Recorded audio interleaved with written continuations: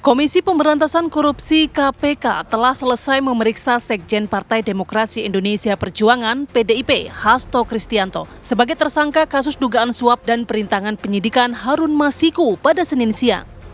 Kuasa hukum Hasto, Magdir Ismail, menyebut pemeriksaan akan kembali dilakukan sesuai dengan kebutuhan penyidik KPK.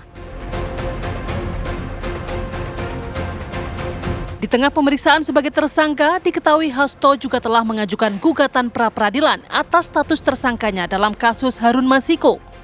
Gugatan tersebut diajukan di Pengadilan Negeri Jakarta Selatan, sedangkan sidang perdananya akan digelar pada 21 Januari mendatang. Di lain sisi, KPK melalui juru bicaranya Tessa Mahardika Sugiarto mengatakan KPK menghormati keputusan Hasto Kristianto. Pihaknya siap menghadapi gugatan tersebut di Pengadilan Negeri Jakarta Selatan.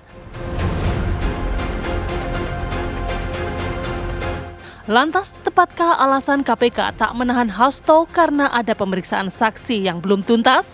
Apa yang membuat KPK tidak menahan Hasto hari ini? Dan mengapa gugatan pra-peradilan itu baru dibuat hampir 3 minggu setelah penetapan Hasto sebagai tersangka?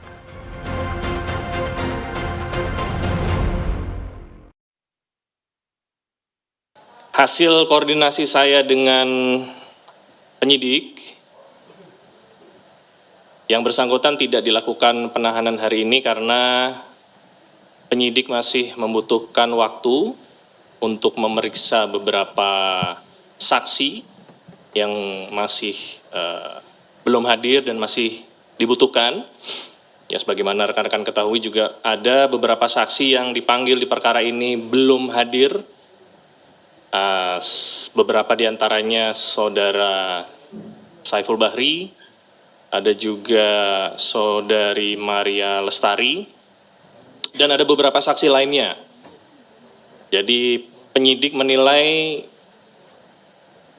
belum diperlukan untuk dilakukan penahanan, dan tentunya bila penyidik dan jaksa penuntut umum sepakat bahwa berkas ini sudah siap untuk dilimpahkan, maka proses tersebut akan dilanjutkan. Ya, akhirnya terjawab juga ini adalah waktu saat KPK kemudian memeriksa Sekjen PDI Perjuangan Hasto Kristianto tadi siang. Usai 3,5 jam kemudian diperiksa, akhirnya KPK menetapkan Hasto tak ditahan. Pertanyaan besar ya, mengapa kemudian Hasto tak ditahan? Benarkah kemudian KPK beralasan dengan klaimnya karena menunggu sejumlah saksi-saksi? Atau justru memang KPK yang tak yakin dengan berbagai bukti-buktinya? Di lain sisi, Hasto pun juga akan mengajukan pra-peradilan. Kita tunggu seperti apa nanti kunci-kunci yang akan dikeluarkan. Langsung saja kita akan bahas bersama dengan sejumlah narasumber kami sudah hadir di sini. Sudah hadir ada kuasa hukum dari Hasto Kristianto, ada Mas Alfon Kurnia, kemudian mantan penyidik KPK ada Mas Yudi Purnomo, dan juga Guru Besar Ilmu Hukum Universitas Al-Azhar Indonesia, Prof. Suparjama. Selamat malam Bapak-Bapak. Malam Mbak. Ya, terima kasih sudah hadir Mas, Bang, Selalu Prof. senang. Selalu senang, oke. Selalu senang juga kalau kita lihat nampaknya tadi siang wajah dari Mas Hasto cukup ceria, cukup sumringah gitu walaupun sudah diperiksa 3,5 jam, Mas Alfon. Ya, kalau di beberapa berita itu dikatakan bahwa cuaca itu mendukung sebenarnya. Dalam artian ketika beliau datang kan cuaca cerah, dan kemudian pada saat pemeriksaan kan hari hujan kan, dan kemudian ketika keluar itu hujannya sudah berhenti gitu kan. Itu sih sebenarnya gitu kan. Dan lagi pula kan sebenarnya kan pada saat ini kan tidak ditahan. Itu sih sebenarnya suatu hal yang sangat membuat beliau menjadi suatu kabar gembira lah seperti Oke, itu. memang tadi pada saat pemeriksaan 3,5 jam itu ya diperiksa. Apa materi pemeriksaan tadi? Ya, sebenarnya tadi juga jubir KPK sudah mengatakan juga sih sebenarnya, dan beliau memang lebih, atau penyidik itu lebih berkompeten lah untuk menjelaskan itulah ya, untuk itu. Nah, tapi sih pada prinsipnya kan tadi juga dikatakan oleh jubir ini kan ada beberapa saksi-saksi yang belum dipanggil. Nah, seperti yang terdahulu juga saya katakan bahwa dalam melakukan penyidikan itu kan harus prudent atau hati-hati ya, kan gitu kan. Nah, kehati-hatian itu menjadi suatu hal yang paling pokok gitu kan untuk melakukan penegakan hukum. Karena ini kan due process of law gitu ya, dan di mana di situ ada kerangka-kerangka hak asasi manusia yang harus dihormati gitu kan, dan ketercukupan alat bukti gitu kan, dan ketercukupan bukti itu yang sah dan macam-macam. Nah artinya di situ memang penyidik memang mengedepankan prinsip-prinsip dasar dari hak-hak seorang tersangka sebenarnya. Nah jadi kalau misalnya kita pikir ya itu suatu apresiasi sih kalau misalnya itu memang dilakukan gitu kan, karena kan suatu pemenuhan terhadap hak-hak tersangka dalam ICCPR untuk interest of justice gitu kan, itu memang harus dipenuhi. Itu kira-kira. Anda mengira bahwa KPK belum cukup bukti dengan penetapan Hasto sebagai tersangka ini atau bagaimana? Bukan saya, itu kan penyidik tadi kan. Nah tadi itu makanya penyidik yang lebih tepat untuk menjelaskan itu. Tadi kan jubir sudah mengatakan masih memerlukan beberapa saksi-saksi untuk diperiksa. Gitu. Oke, Mbak Sudi, klaim ini tepat tidak sih kalau kemudian KPK menyebut memang belum ditahan, alasannya karena ya pemeriksaan saksi belum selesai? Ya, atau hanya ada udah dibalik batu di balik pernyataan ini? Di balik bakwan mungkin ya. Enak itu.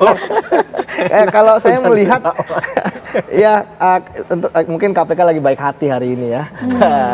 Jadi istilahnya kan ya tentu sekali lagi walaupun ada alasan subjektif, kemudian alasan objektif ya, kemudian akhirnya tidak dilakukan penahanan ya kembali ke penyidik dan tentu saja pimpinan KPK. Karena untuk menahan itu kan ada sudah perintah penahanan dari pimpinan KPK. Itu yang pertama. Kemudian yang kedua, ya saya melihat ya pasca tidak ditahan itu kan kita melihat suasana kan sepertinya kondusif gitu ya. Emang harapan Anda apa Mas Yudi? Bahas ya nih. Kan kondusif gitu kan, aman, alhamdulillah gitu kan. Artinya saya melihat ya tentu KPK tentu melihat selama ini kan dalam proses pengusutan ini ya, kita nggak berbicara mengenai barang bukti dan sebagainya. Saya yakin sebenarnya sudah ada ya.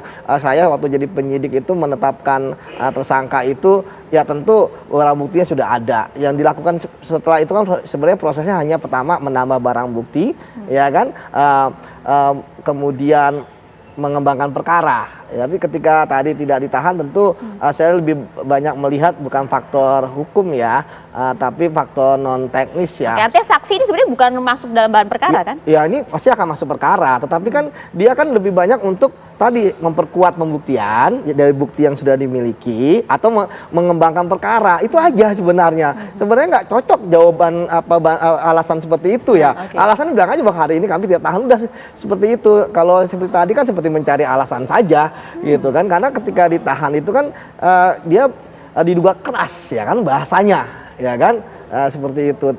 Kemudian ya artinya kan tapi kalau ngomongin faktual kan artinya penyidik KPK dan pimpinan KPK dan KPK-nya sebagai lembaga yakin Pak Hasto tidak akan melarikan diri. Tadi aja kita lihat yang datang banyak sekali, termasuk Bang Alfon ya pakai bis gitu saya lihat, ya kan disiapkan lawyer 1000, artinya kan yang menjamin tentu banyak. Kemudian yang kedua ya kita bisa melihat bisa jadi penyidik pun juga sudah memiliki barang bukti dan lain sebagainya sehingga tidak yakin Bapak Hasto tidak akan merusak atau menghilangkan barang bukti gitu. Alasan itu harusnya lebih tepat menurut Anda. Atau yang ketiga ya mengulangi kesalahannya, perbuatannya ya seperti itu. Jadi saya pikir ya hari ini tidak ditahan tapi kan bukan berarti ini ada hubungannya dengan pra peradilan maksud saya. Jadi ini kan hal yang terpisah gitu kan. Ketika penyidik tidak menahan artinya penyidik tentu harus juga ya melihat, harus juga melakukan tindak-tindakan penyidikan gitu kan, bukan artinya freeze gitu kan, bukan artinya beku gitu kan, nunggu dulu lah, enggak lah. Selama proses itu memanggil saksi ya kan, menggeledah itu harusnya masih bisa dilakukan seperti itu. Oke, artinya kalau kemudian ada suara, ada klaim yang kemudian menyebutkan, oh ini KPK ingin menunggu dulu nih bagaimana hasil pra-peradilan nanti yang diajukan Hasto untuk menjaga nanti marwahnya, jangan ditahan dulu deh gitu. Mungkin tidak hal semacam ini? Ya itu kan lagi ada namanya strategi penyidikan, itu yang pertama. Tetapi juga jangan sampai strategi penyidikan itu kan membuyarkan proses penyidikan. Karena sekali lagi ini kita berkaca dari pengalaman-pengalaman KPK sebelumnya. Ketika menunggu praper ya tanpa ada suatu tindakan yang berarti, akhirnya ketika kalah KPK bingung mau ngapain. Kita contoh misalnya ketika kasusnya Prof Odi OS misalnya, ketika menang praper KPK apa yang harus dilakukan? Kan kita praper kan uji formil, tapi tidak ada lagi kelanjutannya. Termasuk yang terakhir mantan Gubernur Kalsel, ya Paman Birin misalnya, ya KPK ketika proses penyidikan sebelum kalah kan tidak menerbitkan DPO. Ini kan menarik, gitu. Jadi ketika misalnya ada kebiasaan di KPK ketika tersangka dipanggil, terutama dalam kasus suap ya, artinya sebenarnya buktinya sudah kuat dan berkas siap dilimpah, itu tidak dilakukan penahanan, gitu kan? Akhirnya ya tentu KPK melihat KPK mencoba untuk mengubah gayanya. Dan ingat loh, saya bisa jadi jangan-jangan ini kan pimpinan kan pertama kali menaikkan sprindiknya itu langsung Pak Hasto. Kan nggak main-main, nggak kaleng-kaleng gitu kan, sekjen partai terbesar gitu.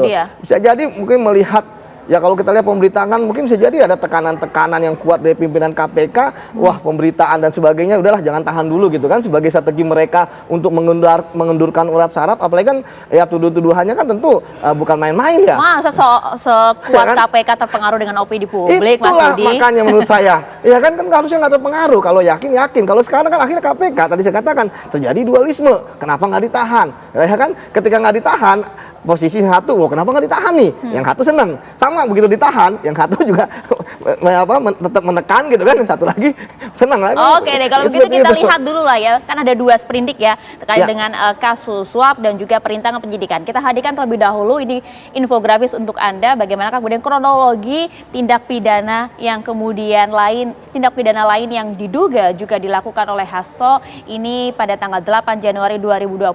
Kalau kita lihat pemirsa, saat KPK gelar operasi tangkap tangan, Hasto perintahkan Nur Hasan menelepon Harun Masiku untuk merendam HP dan kemudian segera melarikan diri. Ini yang juga sempat disampaikan langsung oleh pihak KPK.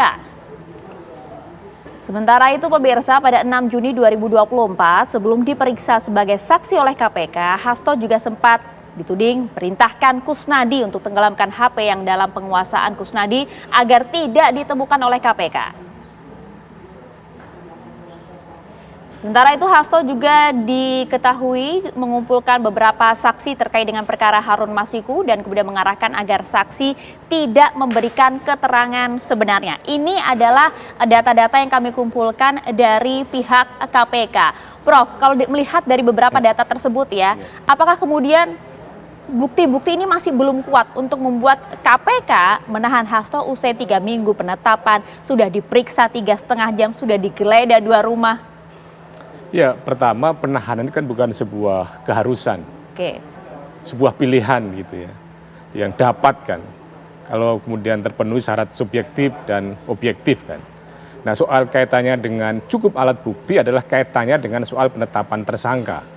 Pada dalam hal ini KPK sudah merasa cukup alat bukti, sehingga kemudian ditetapkan tersangka yang kemudian akan diuji dalam pra-peradilan. Maka untuk itu sangat tidak terkait katanya cukup alat bukti, katanya dengan soal penahanan. Sebetulnya ini soal subjektivitas, soal keberanian dari KPK. Dan kalau kemudian mendasarkan pada alasan masih perlunya pemanggilan beberapa saksi, itu dia. Saya kira itu alasan-alasan yang mengada-ada. Dan pada sisi yang lain juga, pra-peradilan juga tidak menunda untuk penetapan, misalnya penetapan penahanan. Jadi ini adalah membuktikan bahwa sebetulnya bagaimana penyidik untuk kepentingan penahanan ini lebih pada faktor subjektivitasnya. Kemudian tidak perlu menahan, tadi Mas Yudi sudah mengatakan, yakin tidak akan menghilangkan, merusak barang bukti, yakin tidak akan melarikan diri, yakin tidak akan mengulangi perbuatannya, sehingga kemudian tidak dilakukan penahanan. Itu kan karena memang subjektivitas penyidik, gitu dan ya. itulah yang diatur dalam KUHAP, bahwa dalam KUHAP penahanan alasan subjektivitas antara lain tentang itu. Tetapi kalau kemudian mendasarkan belum diperiksanya saksi ini, sebetulnya ada suatu alasan yang mengada-ada. Tetapi kemudian yang terpenting adalah bagaimana KPK tanpa menahan menunjuknya kinerja yang baik dalam konteks pengurusan perkara ini. Jangan sampai justru kemudian tidak ditahan, perkaranya mandek, perkaranya tidak jalan dan lain sebagainya. Ini yang sebetulnya yang ditunggu. Jangan sampai hanya heboh saja, tetapi kemudian tidak ada hasilnya yang kemudian signifikan kan gitu. Heboh saja tidak ada hasil yang signifikan dan kemudian alasan KPK penahanan Hasto pun dianggap mengada-ngada. Mas Alfon harus menjawab usai jeda ya sesaat lagi di Apa Kabar Indonesia Malam.